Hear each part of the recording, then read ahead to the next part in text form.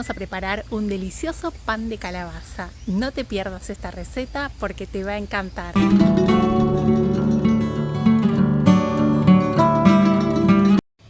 Para preparar este delicioso pan de calabaza voy a usar calabaza de cáscara verde, que es mi favorita, me parece la más dulce y la más cremosa.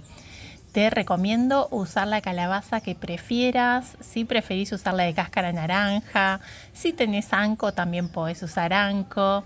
Bueno, vamos a cortar la calabaza en pedazos y vamos a retirarle la cáscara.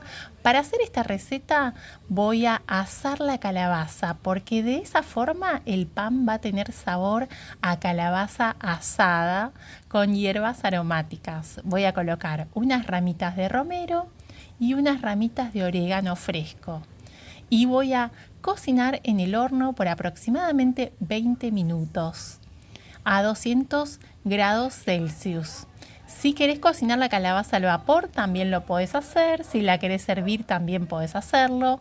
Le ponemos un poquito de pimienta y sal y al horno.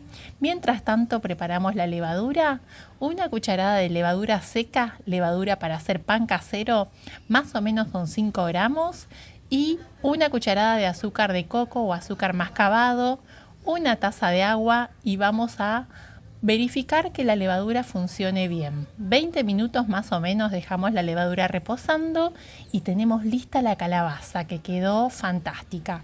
Vamos a hacer un puré. Si te está gustando la receta, no te olvides de dejar un me gusta y suscribirte al canal para más recetas como esta. Y vamos a agregar 3 cucharadas de aceite de oliva.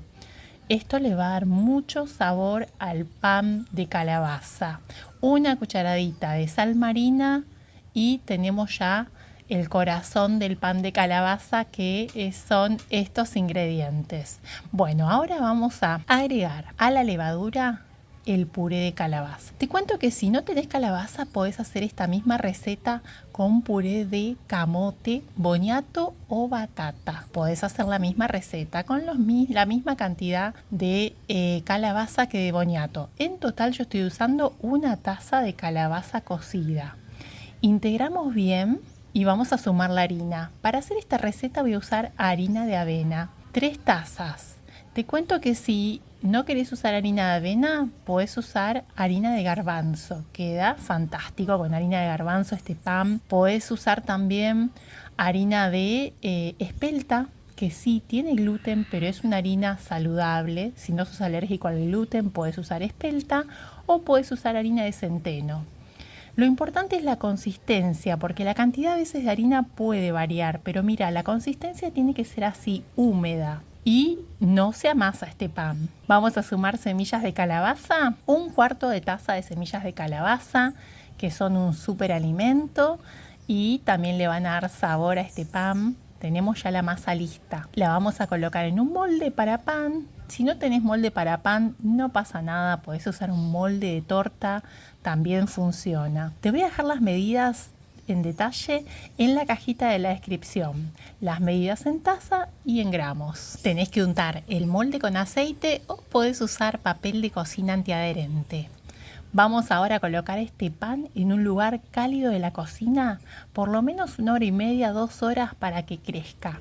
Vamos a darle tiempo de crecer y te muestro, en mi lugar donde vivo yo hace mucho calor, así que crece rápido. Yo lo dejé 1 hora y mira cómo creció. Lo voy a cocinar como 180 grados Celsius, lo voy a cocinar por aproximadamente 40 minutos. Primero siempre precalentá un poco el horno. Y mira cómo quedó 40 minutos después. No te imaginas lo liviano que es este pan y lo sabroso que es. Ideal para comer en cualquier momento del día. Un pan rico en fibra. ¿Y cuánto tiempo dura este pan? Podés guardarlo por hasta 3 días en un lugar fresco y seco o lo podés congelar en rebanadas. Combina muy bien con todo. Cuando la prepares a la receta, contame en los comentarios cómo te quedó. Y si te gusta el contenido que comparto y querés apoyar el canal, podés hacerlo haciéndote miembro apoyador del canal Recetas de Gris, tocando el botón abajo Unirse. Nos vemos en la próxima receta.